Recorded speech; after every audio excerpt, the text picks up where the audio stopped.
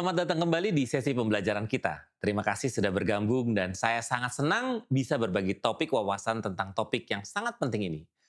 Merancang metode pengajaran yang inovatif.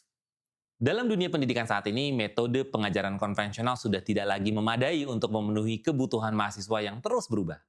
Untuk membantu mereka berkembang, kita perlu menciptakan pengalaman belajar yang lebih baik, dinamis, interaktif, dan berpusat pada mahasiswa. Pada sesi ini, kita akan membahas cara merancang metode pengajaran yang inovatif, relevan, dan efektif. Yuk, kita mulai. Merancang metode pengajaran yang inovatif bukan hanya soal menggunakan teknologi terbaru atau alat-alat canggih.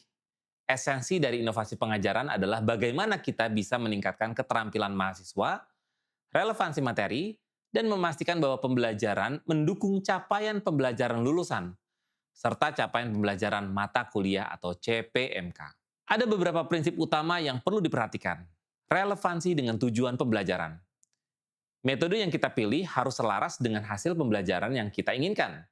Misalnya jika CPL berfokus pada kemampuan berpikir kritis, maka metode pengajaran harus dirancang untuk mendorong analisis, diskusi, dan evaluasi yang mendalam. Keterlibatan aktif mahasiswa. Mahasiswa tidak boleh jadi peserta pasif dalam proses belajar. Kita perlu menggunakan metode yang mengharuskan mereka terlibat aktif, seperti melalui diskusi, simulasi, atau studi kasus. Fleksibilitas dan adaptabilitas. Metode pengajaran inovatif harus cukup fleksibel untuk disesuaikan dengan berbagai gaya belajar mahasiswa dan dinamika kelas yang berbeda. Metode pembelajaran berbasis project, salah satunya adalah yang paling terbukti efektif. Project Based Learning atau PBL.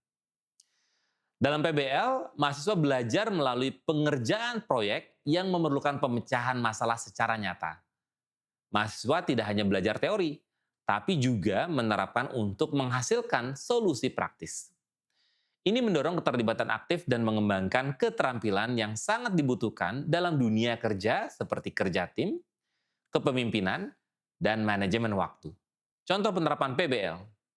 Dalam mata kuliah teknik sipil, mahasiswa bisa diminta untuk merancang jembatan untuk daerah pedesaan yang khusus memiliki kondisi geografis yang menantang.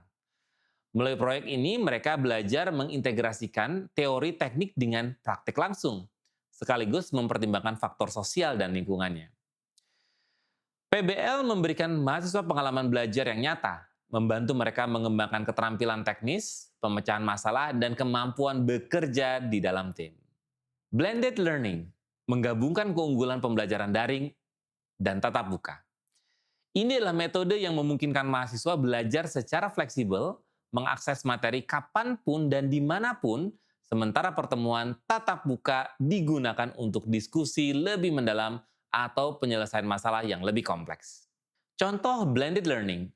Dalam mata kuliah manajemen bisnis, teori dasar manajemen bisa disajikan melalui video daring, sedangkan sesi tatap muka digunakan untuk simulasi manajemen perusahaan atau studi kasus industri. Dengan cara ini, mahasiswa dapat mempelajari teori secara mandiri dan memanfaatkan pertemuan di kelas untuk berkolaborasi dengan teman sekelas dan juga dosen. Blended learning mengoptimalkan waktu belajar, memungkinkan mahasiswa untuk memproses materi di luar kelas, dan memanfaatkan waktu tatap muka untuk memperdalam pemahaman mereka. Simulasi dan role play. Ini adalah metode yang sangat efektif untuk memberikan pengalaman belajar yang praktis dan interaktif. Melalui simulasi, mahasiswa dapat hidup dalam situasi nyata tanpa risiko nyata. Memungkinkan mereka untuk mengembangkan keterampilan berpikir kritis, pengambilan keputusan, dan keterampilan interpersonal. Contoh penerapan role play. Di mata kuliah hukum, mahasiswa dapat berperan sebagai jaksa, pengacara, atau hakim dalam simulasi pengadilan.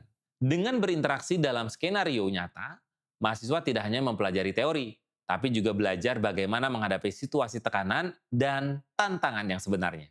Metode ini sangat membantu dalam mengasah keterampilan praktis mahasiswa yang nantinya akan mereka butuhkan di dunia kerja. Flip classroom, membalik peran tradisional kelas.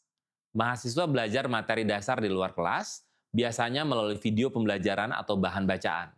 Sementara waktu di kelas digunakan untuk diskusi, pemecahan masalah, atau kegiatan interaktif lainnya. Dengan flip classroom, waktu tatap muka lebih fokus pada aplikasi dan pemahaman yang mendalam. Contoh penerapan flip classroom adalah di dalam mata kuliah matematik misalnya. Mahasiswa dapat menonton video yang menjelaskan teori dasar sebelum pertemuan di kelas. Saat di kelas, mahasiswa bekerja dan berkelompok untuk menyelesaikan soal-soal yang lebih sulit atau melakukan diskusi tentang penerapan teori matematika dalam kasus-kasus nyata. Ini membuat lebih banyak waktu untuk mengaplikasikan apa yang telah mereka pelajari. Metode inovatif lainnya yang sangat efektif adalah problem-based learning. Dalam problem-based learning, mahasiswa diberikan masalah nyata yang harus mereka pecahkan dengan menggunakan keterampilan berpikir kritis dan kreatif. Dalam hal ini, dosen berperan sebagai fasilitator, sementara mahasiswa menjadi pusat dari proses pembelajaran. Contoh penerapan problem-based learning dalam program studi kesehatan masyarakat misalnya. Mahasiswa bisa diberikan skenario wabah penyakit di sebuah daerah.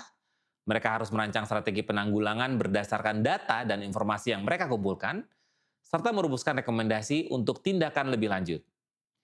Dengan problem-based learning, mahasiswa belajar untuk berpikir secara mandiri, mencari solusi, dan bekerja sama di dalam tim. Menerapkan metode pengajaran inovatif tentu memiliki tantangan. Beberapa tantangan yang sering muncul adalah resistensi mahasiswa dengan terbiasanya mereka dengan metode pengajaran tradisional, keterbatasan waktu dalam merancang kegiatan pembelajaran yang interaktif, atau kendala teknologi. Namun ada beberapa solusi yang bisa kita terapkan. Perkenalkan secara bertahap, cobalah untuk memperkenalkan metode baru secara perlahan.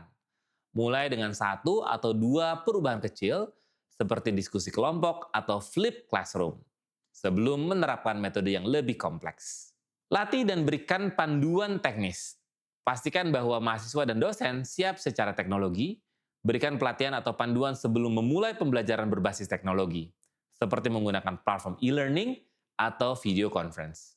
Fleksibilitas dan adaptabilitas. Jangan takut menyesuaikan metode berdasarkan umpan balik dari mahasiswa atau situasi kelas. Fleksibilitas adalah kunci dalam menjaga pengalaman belajar tetap relevan dan efektif. Sebagai kesimpulan, merancang metode pengajaran yang inovatif adalah langkah penting untuk menciptakan pembelajaran yang lebih interaktif, mendalam, dan relevan dengan kebutuhan dunia saat ini. Metode pengajaran harus relevan dengan CPL dan CPMK. Metode seperti project-based learning, blended learning, simulasi, dan flip classroom bisa memberikan pengalaman belajar yang lebih mendalam dan efektif. Tantangan dalam menerapkan metode ini bisa diatasi dengan perubahan bertahap, dukungan teknologi yang memadai. Terima kasih banyak telah mengikuti sesi ini dan saya berharap informasi yang telah saya sampaikan ini bisa membantu Anda merancang metode pengajaran yang lebih inovatif di kelas-kelas Anda. Sampai jumpa di sesi berikutnya.